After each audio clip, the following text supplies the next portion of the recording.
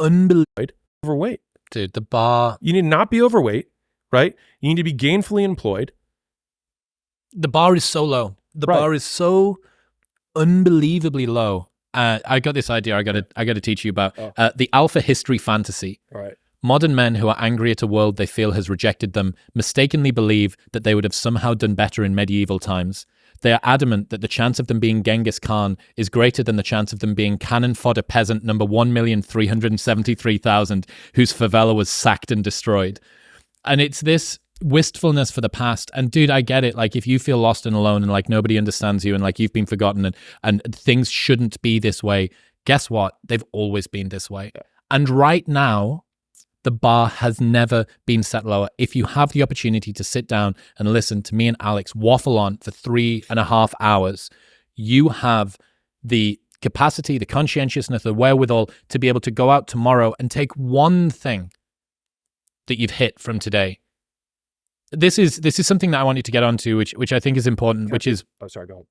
Avoiding the mental masturbation. You know, we can do this thing and like speed fuck quotes into the ether and like an Uzi, right? Just unloading all of these different things. And I think that a lot of people feel a general overwhelm of indexing of information and, oh my God, I'm learning all of this stuff and I don't feel like I'm making any progress. And I really wanted to try and cut through this at some point in the conversation today as well, which is Tim Ferriss has an idea called the good shit sticks.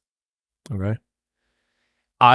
When I first started out on this journey of personal growth, felt guilty because I didn't have a perfectly curated Evernote external brain with nested folders and all of my book summaries, and I was supposed to keep all of this thing, and how am I going to remember it, and blah, blah, blah.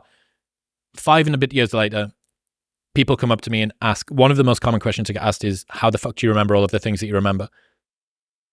2 things. First off, I don't remember anything that I don't care about. And the second thing, massive amounts of exposure. Those are the only 2 things that are going on. I've done 670 podcasts in 5 years for hours. And all of the reading I had to do beforehand and all of the listening I had to do beforehand as well. And I didn't stress myself about what I had to remember. So if you listen to this 3 and a bit hour podcast and you go, they said a lot of words there. Alex said a lot of words. Chris said a lot of words. What's the one thing that you couldn't stop thinking about? And there may be nothing. Fair play.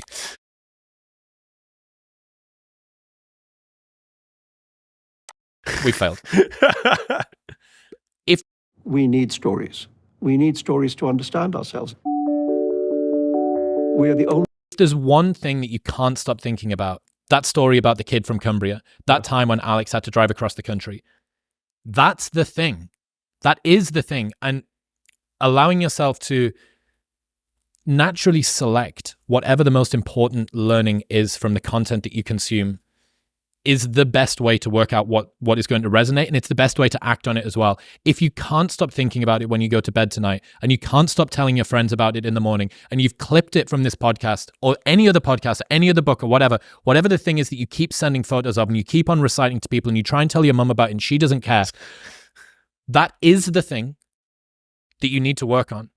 And you don't need to do, if you take half a thing from this podcast, or any other podcast, and you work on it for a month, you have made so much progress. And do you understand how blessed you are to have this opportunity? You could have been born in the Middle Ages before the Gutenberg printing press, when they wouldn't even give you the Bible in the common language so that you had to go through the priest to be able to have a relationship with God. Right now, you can search for whatever it is that you're dealing with, find the greatest minds on the planet, listen to them, and then the next day implement it, and you move not only yourself, but you move the world around you.